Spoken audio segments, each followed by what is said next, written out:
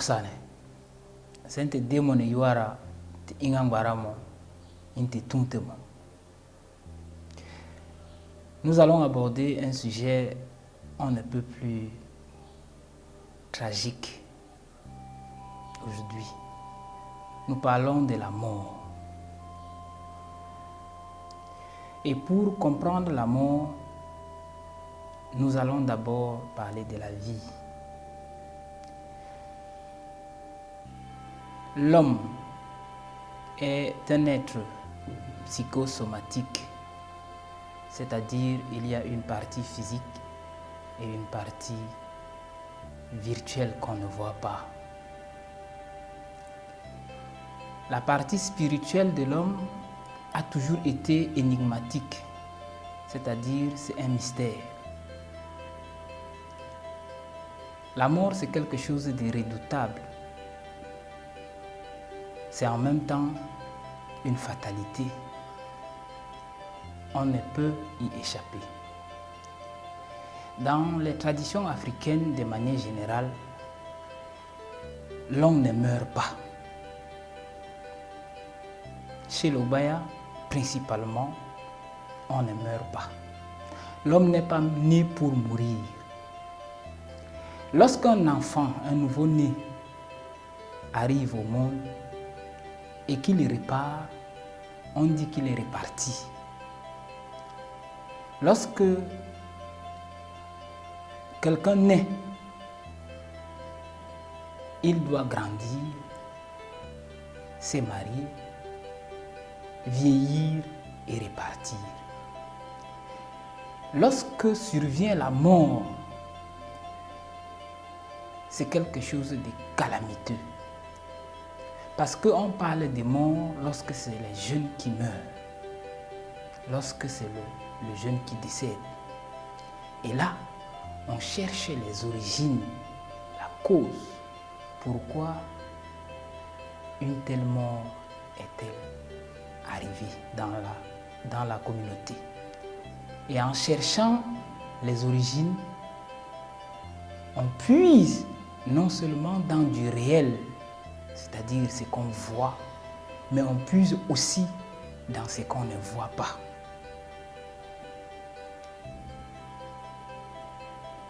La mort aujourd'hui est un paradoxe dans notre monde.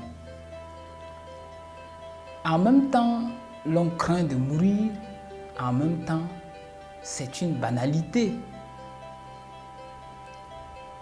Combien de personnes décèdent et on passe dessus? Qui se soucie encore des cadavres chez nous? Et ça passe presque inaperçu. Justement, c'est la mission de notre émission itinéraire. Attirer l'attention sur ce qui nous échappe. Et aujourd'hui, lorsque nous parlons de la mort, nous ne voulons pas seulement évoquer ceux qui partent, mais nous voulons aussi évoquer ceux qui restent. C'est douloureux lorsque vous avez vécu avec un être et qu'il part pour ne jamais revenir. Et la mort nous a toujours laissé ce vide-là qui n'est jamais comblé. Cependant, dans l'Afrique traditionnelle, le vide a toujours été comblé par la pensée selon laquelle les morts ne meurent pas. Il y a un autre monde dans lequel les gens y vont. Et si le temps est arrivé, les gens qui partent, ils y trouvent une autre vie. Alors, nous sommes des êtres de chair, comme nous avons dit au début. Et cela nous fait mal, c'est pourquoi nous coulons les larmes. Mais à chaque fois qu'il y a un décès, qu'il y a un mort, trouvons toujours des raisons de célébrer la vie.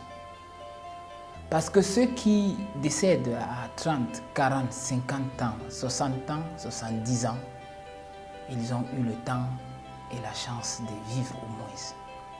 Il y en a qui ne vivent pas du tout et qui n'ont même pas la chance de parvenir au monde. La vie est parfois fastidieuse,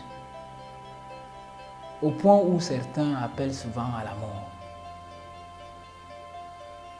Mais la mort reste la mort. Quel est le regard que l'Africain d'aujourd'hui porte sur la mort? Nous enseigne-t-elle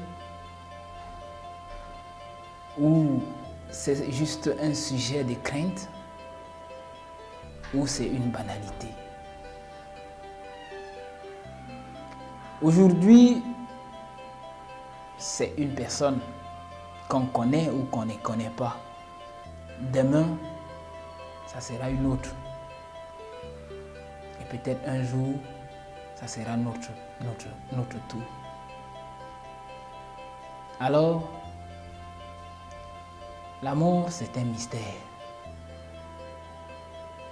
Et étant donné que nul n'y échappera, faisons en sorte que la mort nous enseigne, au-delà des angoisses et de la peur. Le contexte qui nous impose ce sujet est le décès repose en paix et que les ancêtres t'accueillent. Nous souhaitons beaucoup de courage à la famille, à toutes les autres familles d'ailleurs, qui sont dans le chagrin de la mort.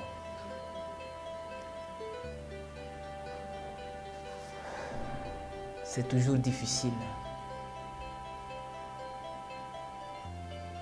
mais c'est aussi ça la vie. Ayons espoir, parce que ceux qui meurent, en fait, ne meurent pas. Bonsoir. En